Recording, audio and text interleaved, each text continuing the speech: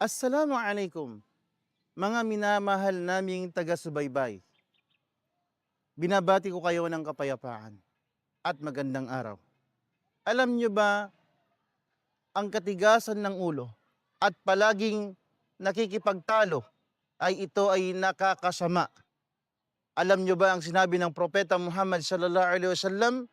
Inna abgadur rijal ilallah aladul khasim.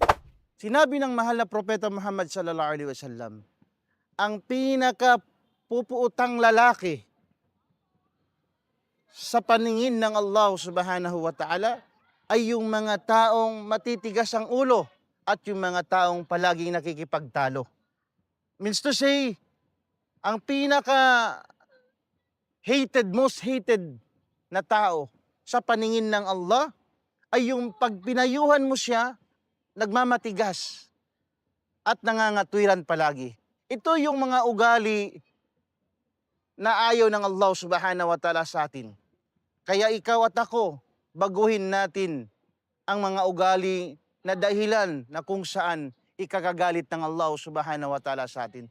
Naway mapulutan natin ang aral ng aking maikling kwento at payo sa sarili at sa inyo. Assalamualaikum.